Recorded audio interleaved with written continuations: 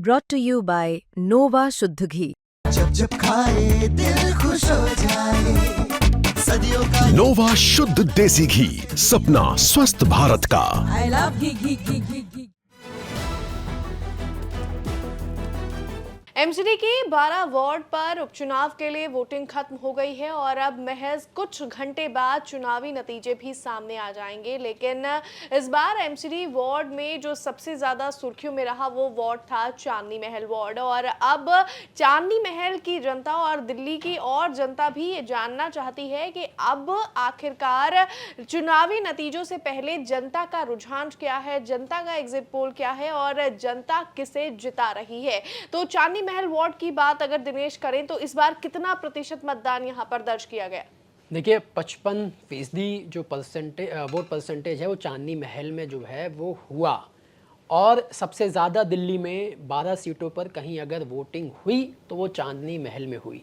लेकिन अब इसके कई मायने हैं, क्योंकि पूरी दिल्ली का ओवरऑल वोटिंग परसेंटेज 38% रहा, लेकिन चांदनी महल में 55% रहा। तो उस मायने अगर हम उस मायने को डिकोड करेंगे तो वो जो है एक रुझान जो है वो नज़र आएगा कि किस पार्टी के पक्ष में ये जो चांदनी महल की सीट है वो जा सकती है।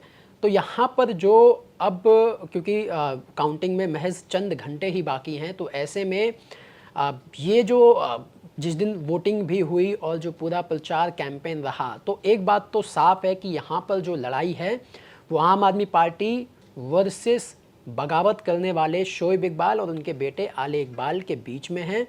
शेर का जो चुनाव चिन्ह है, जो शोएब इकबाल जिसे सपोर्ट कर रहे हैं मोहम्मद इमरान मलिक को, और मुदस्सर उस्मान जो आम आदमी पार्टी के कैंडिडेट हैं, तो लड़ाई इन दोनों के बीच में है। अब ये जो चांदनी महल का वार्ड है, इंटरेस्टिंग बात यह है कि यहाँ पर जो कुल वोट हैं इस वार्ड में वो तकरीबन 40,000 हैं। अब 55% वोटिंग हुई तो इसका मतलब कि 22,000 वोट पड़े हैं। आधे वोट पड़े हैं, आधे से थोड़े से ज़्यादा, यानी 22,000 वोट पड़े हैं।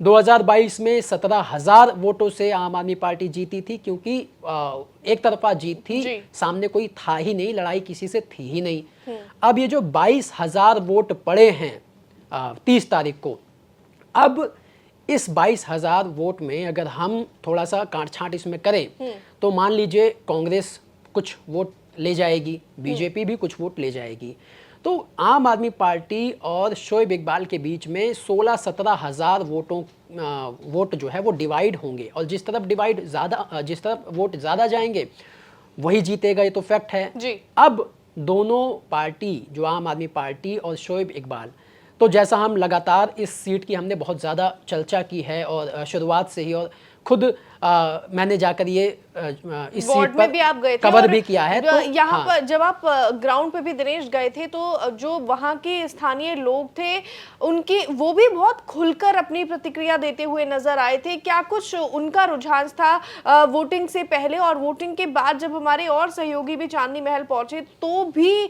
बहुत फ्रंट फुट पे आके चांदनी महल के लोग अपनी राय रख रहे थे कि आखिरकार वो किसको सपोर्ट कर रहे हैं खुलकर? देखिए, आप वहाँ पर अगर किसी से भी पूछेंगे, और जब हमने भी पूछा, तो दो ही नाम लोगों की ज़ुबान पर थे, एक आम आदमी पार्टी, एक शोएब इकबाल।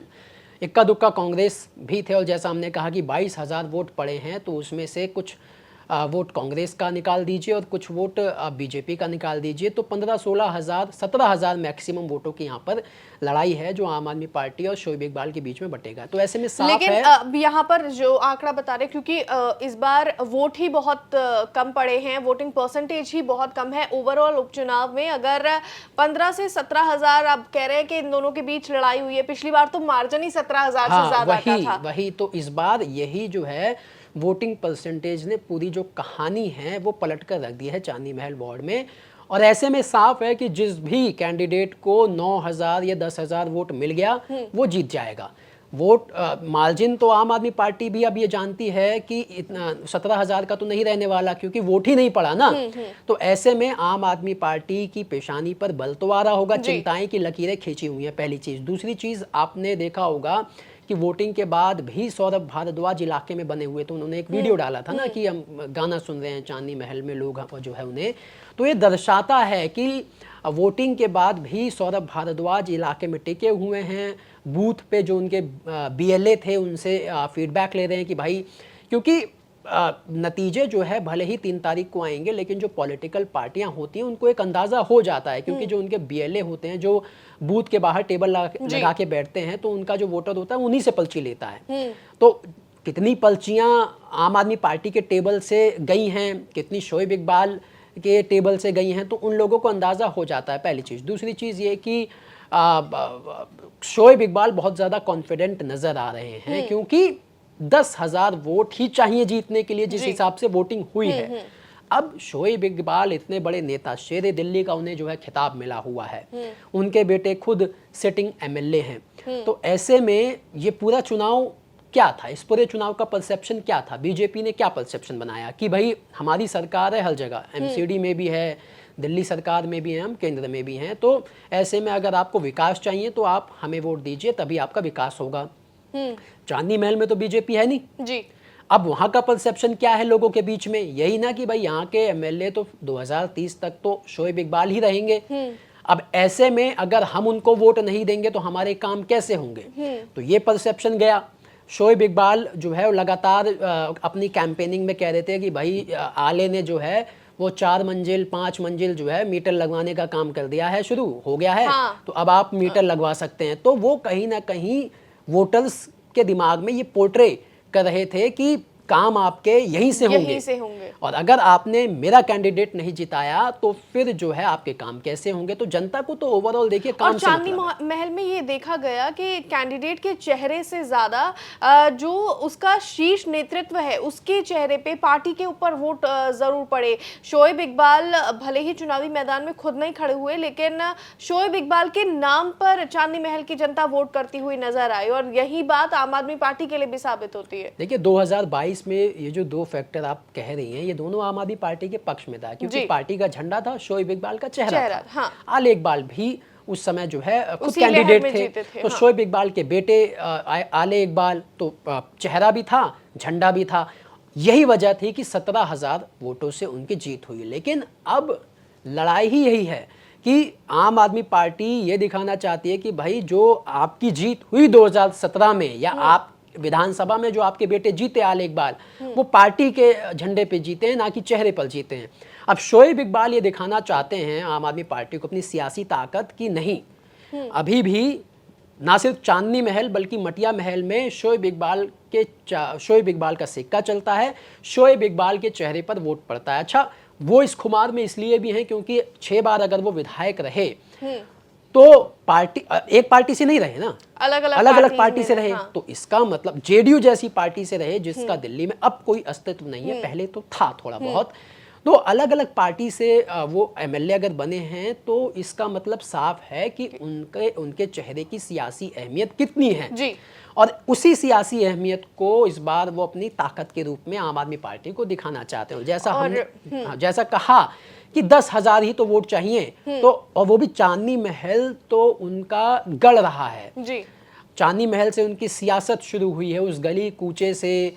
और ना सिर्फ देखिए, एक तो उनके शोएब इकबाल के पक्ष में भी दोनों फैक्टर काम कर रहे हैं। आले इकबाल उनके बेटे युवा हैं, MLA भी हैं, तो जो युवा वोटर है, क्योंकि हमने युवा वोटर से भी बात की, तो युवा वोटर भी कह रहा है कि देखिए शोएब इकबाल ने काम कराए हैं यहाँ पर, तो उनका चेहरा है, वो जिस तरफ जाते हैं पब्लिक भी उसी तरफ जाती है।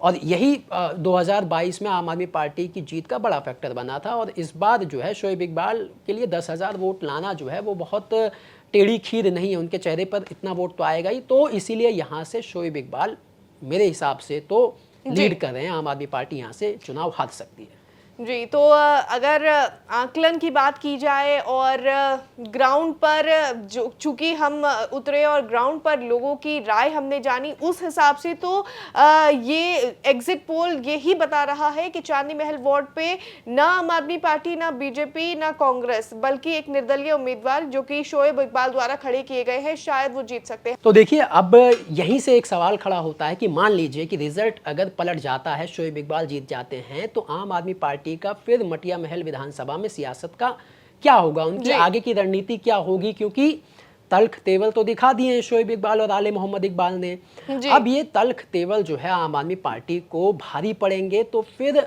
आसिम अहमद खान का नहीं, क्या रोल वहाँ होने पे वाला हाँ, है? इसीलिए मैं जी। यही बात कहने वाली थी कि डैमेज कंट्रोल करने के लिए आम आदमी पार्टी ने भी आसिम अहमद खान को एक बार फिर से पार्टी ज्वाइन करवाई है और जो पूरी टॉप लीडर्स की फोर्स जो चांदनी महल में लगी थी चुनावी प्रचार में, वो यही स्टैब्लिश करने के लिए लगी थी कि अगर शोएब इकबाल या आले मोहम्मद इकबाल आम आदमी पार्टी से चले भी जाते हैं तो यहाँ पर आम आदमी पार्टी के लिए एक चेहरा उन्हें प्लांट करना है, जो कि वो आसिम अहमद के रूप में तैयार करने की कोशिश कर रही है आम आदमी पार्टी।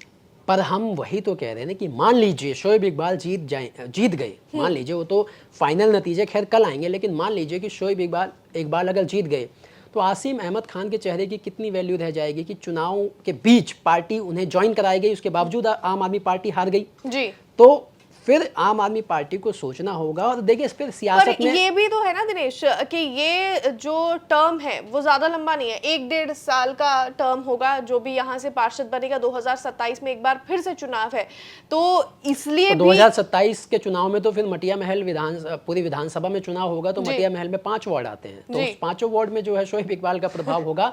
तो यही जो है अब ये जो फैसला देखिए आम आदमी पार्टी ने किया कि भाई इस बार हम उनके रिश्तेदार को तो टिकट नहीं देंगे। हाँ। अब वो एरोगेंस में लिया गया फैसला था या सोची समझी रणनीति थी या उनकी सियासी ताकत को, कुव्वत को कमजोर करने की कोशिश थी, अब ये तो नतीजे बताएंगे। लेकिन सवाल वही है कि अगर नतीजे जो है आम आदमी पार्टी के पक्ष में नहीं होते तो एक बहुत बड़ा झटका होगा आम आदमी पार्टी के लिए। विधानसभा चुनाव हारने के बाद पार्टी अभी भी एकजुट नहीं है जी। और फिर शोएब इकबाल का जो है उनके बेटे एमएलए हैं ही हैं और मटिया महल में 5 वार्ड आते हैं, तो 2027 में भी बड़ी मुश्किल हो जाएगी 5 वार्ड पे।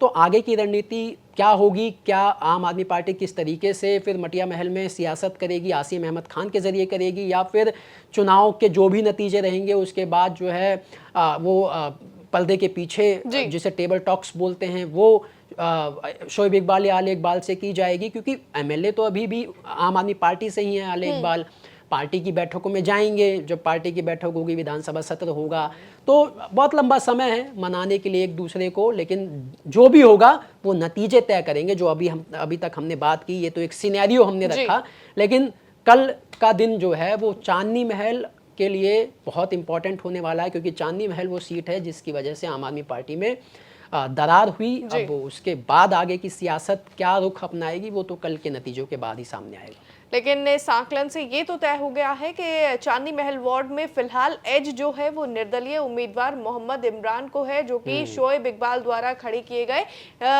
उम्मीदवार हैं। अब देखना होगा कि फाइनल पिक्चर जब सामने आएगी कल तो क्या नतीजे सामने आएंगे, क्या ये आकलन सही साबित होगा या फिर चांदनी महल की जनता कुछ उलट ही परिणाम इस सीट पर देती है। फिलहाल हमें दीजिए इजाजत और एमसीडी बाई इलेक्शन के सटीक नतीजों को जानने के लिए आप देखते रहिए दिल्ली तक।